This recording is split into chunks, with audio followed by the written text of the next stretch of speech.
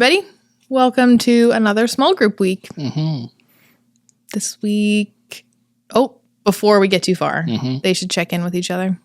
So you should probably know each other's names by now if you've been coming, but it's always fun to say your own name. So say your name, say your high of the week, and your low of the week.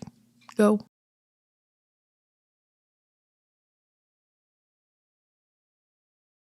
Just a reminder that in February, we are going on a trip to Kelowna to this thing called Rush, which is a youth conference that's hosted in the Okanagan, where it's got things like music and speakers and lots of other youth.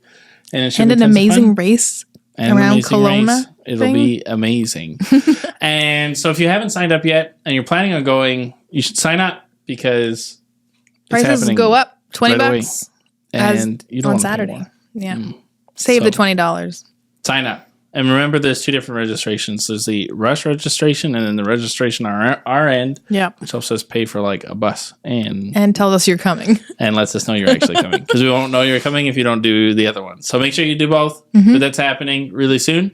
In addition to that, very shortly, we will be releasing registration for Serve for this next upcoming year. This year, we are, again, not doing the official Serve because it's in the Yukon, and that would have been a lot of money. Yep.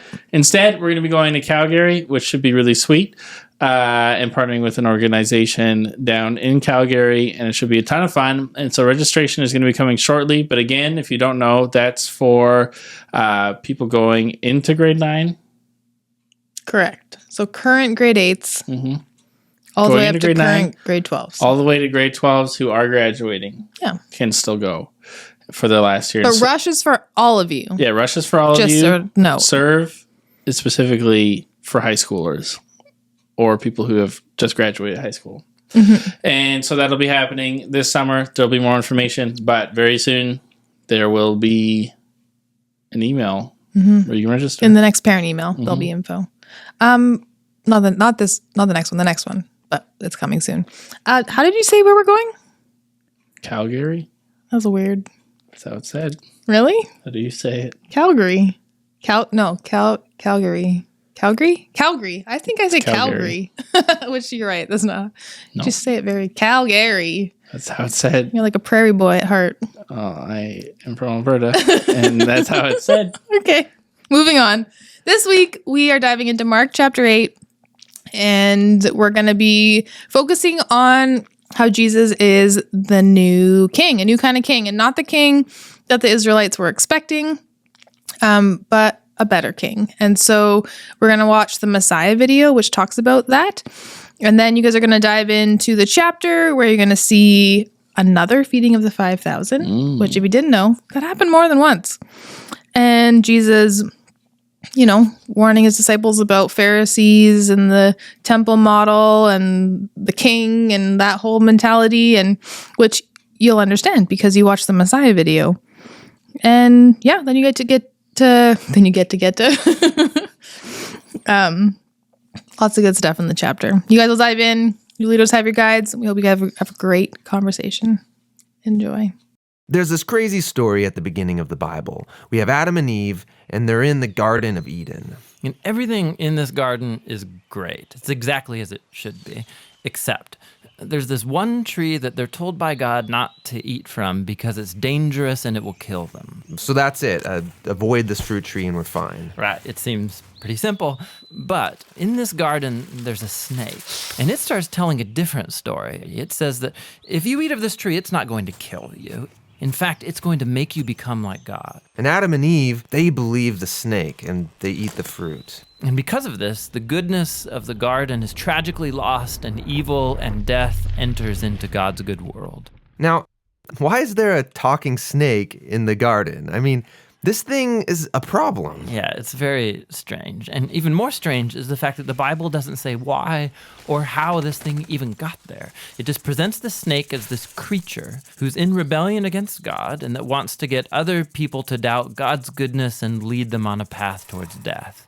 And so whatever this snake is, it's the source of evil that pervades our world and our lives, even still today. But there is some hope because right here in the story, God makes this really interesting promise to Adam and Eve. That someone is going to come in the future, a son of Eve. And this guy's going to come and he's going to crush the serpent's head and destroy evil at its source. However, during this battle, the serpent is going to bite this guy's heel. So it's like a mutual destruction. Yeah, it's this very strange but beautiful promise. And it's just left hanging there until the next key moment in the story when God singles out this guy named Abraham and says that through his family, goodness and blessing is going to be restored back to all of the nations of the world.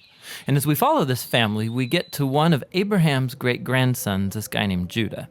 And he receives this promise that a king is going to come from his line and that the whole world's going to follow this king and he's going to bring peace and harmony and there'll be lots of food and wine and milk and vineyards and it's going to be awesome. The first king that we meet from the line of Judah is a guy named King David. And he's a hero. Maybe he is the snake crusher. But it turns out that David is infected with the same evil as the rest of humanity. He never crushes the snake, just the opposite.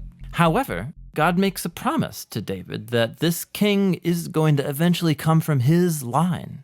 But as you go on in the story, one by one, each generation of his sons, they're just total chumps. They give in to the snake, they choose evil, they go after money and sex and power and following other gods. Things get so bad that they run the nation of Israel right into the ground, and the big bad empire of Babylon just takes them out. And so now there are no more kings to even fulfill this promise. So it seems like the whole plan is lost. But during these dark days, there's this crazy group of guys called prophets, and they just kept talking about this coming king and reminding us of the promise that he'll come, he'll defeat evil, he'll restore the garden. Now, one specific prophet, Isaiah, he tells us more about why this king is bitten. Isaiah says that the promised king receives this wound because of humanity's evil, and then it kills him. But then all of a sudden he comes back, and Isaiah says it's because he suffered this wound that he can now become a source of healing to other people.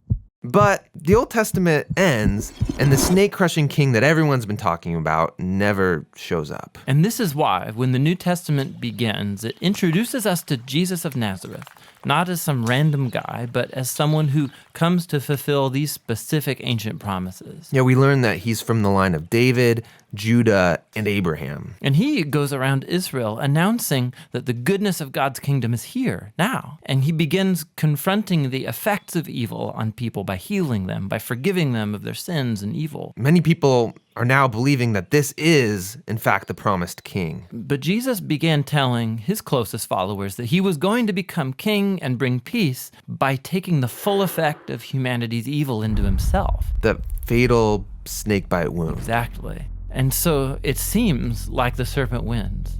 And this story actually would be a tragedy except for what happens next. Jesus rises from the dead.